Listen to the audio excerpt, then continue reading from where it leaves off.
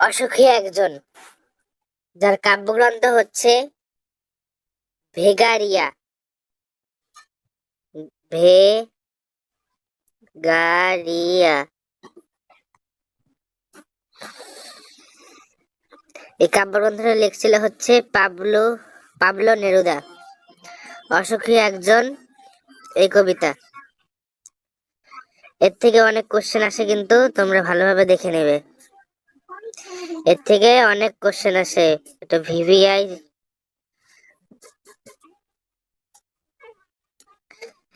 তা কবিতা এখন চালু করলাম।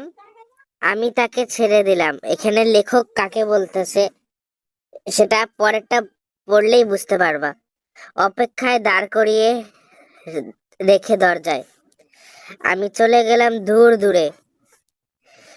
সে জানতো না যে আমি কখনো ফিরে আসবো।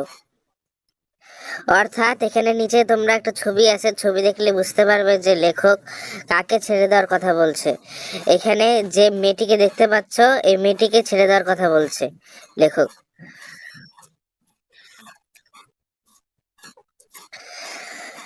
একটা কুকুর চলে গেল, হেঁটে গেল গির্জার নান। গির্জার নান মানে হচ্ছে মহিলা। মহিলা। একটা সপ্তাহ আর একটা বছর কেটে গেল। বৃষ্টি ধুয়ে দিল আমার পায়ের ছাপ। মানে এখানে বলতে বোঝানো হয়েছে যে লেখকের যে পায়ের ছাপ ছিল, সেই পায়ের ছাপটা বৃষ্টিতে ধুয়ে গেল।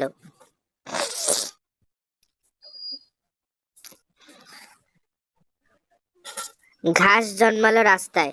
অর্থাৎ লেখক যে রাস্তা দিয়ে গিয়েছিল, সেই রাস্তায় এখন ঘাস জন্মাইছে, এবং লেখকের পায়ের যে ধুলো ছিল বা পায়ের দাগ, সেটা এখন মুছে গেছে। আর একটার পর একটা পাথরের মতো বছরগুলি নেমে এলো মাথার ওপর। অর্থাৎ মেয়েটার ওপর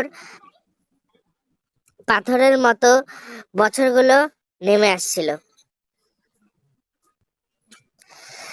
তারপর যুদ্ধ হলো রক্তের এক আগ্নেয়গিরির মতো। রক্তের এক আগ্নেয়গিরি বলতে বোঝানো হয়েছে, তোমরা আগ্নেয়গিরি নিশ্চয়ই ফোনে বা টিভি থেকে কোনো জায়গায় দেখেছো।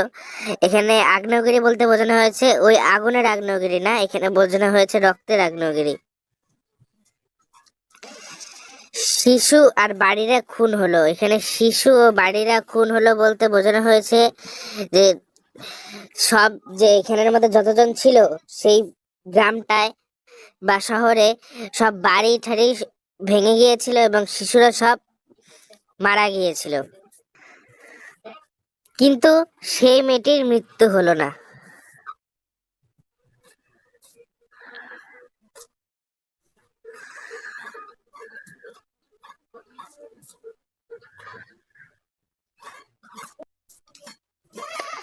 সমস্ত সমতলে ধরে গেল আগুন। শান্ত হলো দেবতারা, যারা হাজার হাজার বছর ধরে ডুবেছিল ধ্যানে। উল্টে পড়ল মন্দির থেকে টুকরো টুকরো হয়ে। তারা আর স্বপ্ন দেখতে পারল না সেই মিষ্টি বাড়ির সেই বারান্দা। আচ্ছা, তোমরা আগে এই লাইনটা বুঝে নাও, তারপরে আমি ওই লাইনটা বোঝাচ্ছি। এখানে বলতে বোঝানো হয়েছে যে শান্ত হলো দেবতারা। অর্থাৎ তোমরা নিশ্চয় দেখেছো যে যেই দেবতা বা কিছু দেবতা বা দেবী আছে, যাদের মূর্তি তাদের গায়ের রং থাকে হলুদ। হলুদ বলতে এখানে তাই সেই হলুদেরই কথা বলতে বোঝানো হয়েছে, যারা হাজার হাজার বছর ধরে ধ্যানে ডুবেছিল। অর্থাৎ একটা মূর্তি, যখন একটা মূর্তিকে তোমরা দেখো, মূর্তিকে কি তোমরা শুনতে পারো যে মূর্তি কথা বলছে বা না বলছে? সেটাই ঠিক মতো এখানে বলতে বোঝানো হয়েছে। উল্টে পড়লো মন্দিরের টুকরো টুকরো হয়ে, তারা স্বপ্ন দেখতে পারলো না। অর্থাৎ মন্দির ভেঙে পড়লো, এখানে এটাই বোঝানো হয়েছে।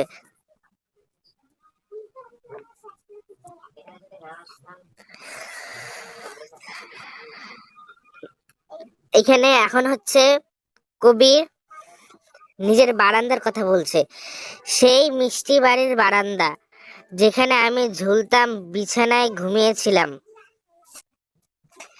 গোলাপি গাছ, ছড়ানো করতলের মতো পাতা, চিমনি, প্রাচীন জলতরঙ্গ সব চূর্ণ হয়ে জ্বলে গেল আগুনে। অর্থাৎ লেখকের যে বিছানা ছিল, অর্থাৎ ঝুলন্ত বিছানা বলতে দোলনা বোঝায়। দোলনা, গোলাপি গাছ, অর্থাৎ এটা গোলাপের গাছই হতে পারে, ছড়ানো করতলের পাতা, চিমনি, প্রাচীন জলতরঙ্গ, এগুলো সব চূর্ণ হয়ে গেল। এবারে লাস্ট লাইনে আমরা চলে এসেছি। যেখানে ছিল শহর সেখানে ছড়িয়ে রইল কাঠ কয়লা, দোমড়ানো লোহা, মৃত পাথরের মূর্তির বীভৎস মাথা, রক্তের একটা কালোর দাগ, কিন্তু সেই মেয়েটির আমার অপেক্ষায়।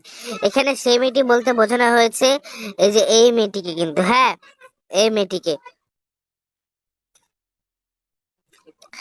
আর তোমরা মনে রাখবে যে এই কবিতাটা কিন্তু ইংলিশে লেখা হয়েছিল, তার বাংলা ট্রান্সলেশন করেছেন হচ্ছে আমাদের নবারুণ ভট্টাচার্য।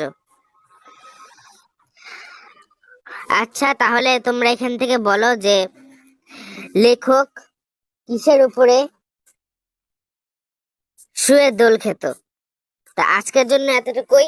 আবার পরের দিন দেখা হবে নতুন একটা চ্যাপ্টার নিয়ে।